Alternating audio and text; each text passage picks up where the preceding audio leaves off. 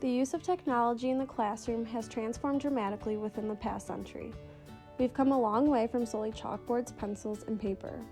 The first piece of technology used for academic purposes was the radio. In the 1920s, the radio provided on-air classes and learning for anyone in listening range. Since then, almost every decade we have seen new technology introduced. In the 1930s, the overhead projector made its way into classrooms. The overhead projector was used for a long time, as most of us can probably remember it being used in our elementary schools. In the 1950s, television was utilized as a form of instruction in the classroom through watching videos, whole lessons, and other educational programs. Some people even thought that television would replace classroom teachers altogether. Oftentimes, when we think of technology in the classroom, we don't think about the photocopier right away because it's not physically in the room. It was introduced in 1959 and allowed for mass production of paper quickly. It is used daily by teachers, and without it, students wouldn't be able to complete planned activities or homework. In 1957, the Skinner teaching machine was invented by behavior scientist B.F. Skinner. It was created as a result of his studies designed to improve teaching methods for spelling, math, and other school subjects. This machine produced a combined system of teaching and testing, providing reinforcement for correct answers so that the student can move on to the next lesson.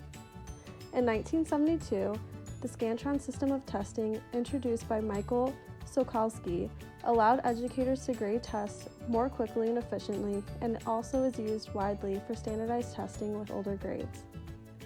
Today, if you walked into most schools and classrooms, the most common types of technology you would find are smartboards, iPads, and laptops. In many schools, each individual student is given their own laptop or iPad for learning. According to the journal, 1/3 of students use school-issued mobile devices. If this isn't the case, classrooms typically have a few computers available for whole classroom use, or an area within the school such as the library where they have access to them. It's also important to know other forms of technology that have influenced instruction in classrooms, such as headphones, videotapes, and handheld calculators. There are multiple perspectives on the use of technology in the classroom setting today. Throughout elementary school to college, you'll see some classrooms that embrace technology as well as some that don't incorporate it at all. On the one hand, technology allows you to experiment in pedagogy, democratize the classroom, and better engage your students. On the other hand, some may argue that technology in the classroom can be distracting and even foster cheating. Some pros in using technology include using technology in the classroom allows you to experiment more in pedagogy and get instant feedback. Technology in the classroom helps ensure full participation. There are countless resources for enhancing education and making learning more fun and effective. It can automate a lot of your tedious tasks, and with technology in the classroom, your students have an instant access to fresh information that they can supplement for their learning experience. Some cons in using technology also include technology in the classroom can be a distraction. It can disconnect the students from social interaction with the teacher as well as their peers. It can foster cheating in class on assignments.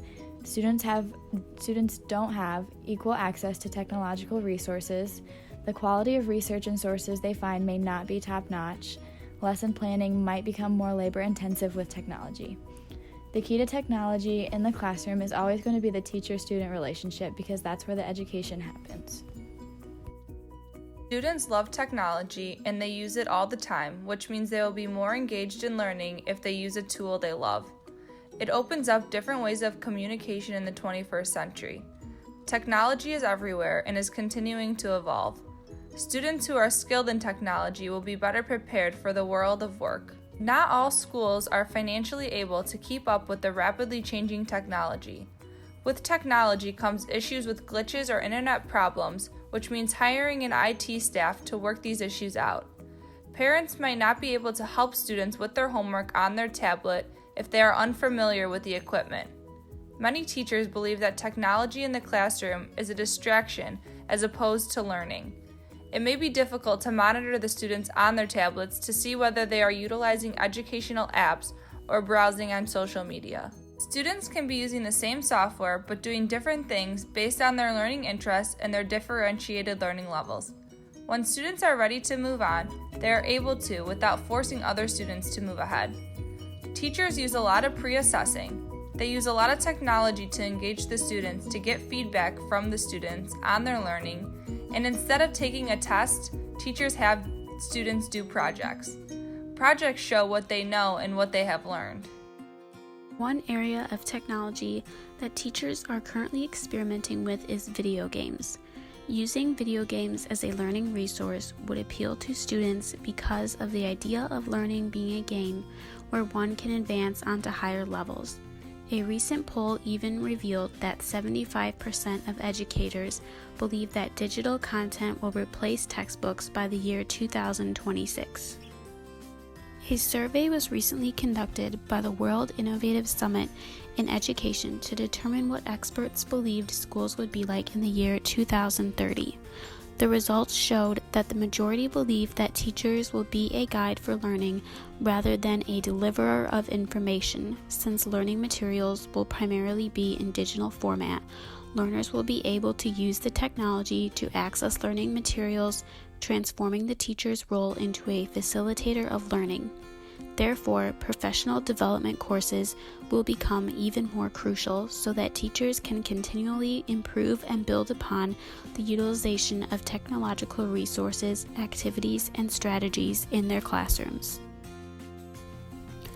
Teachers of the future must learn to be comfortable using educational games and social media as innovative and interactive strategies for teaching. Lessons pre-service teachers learn while in educator preparation programs should ready them to provide students with access to technology-enhanced instruction that artfully weaves these skills of digital literacy across the curriculum.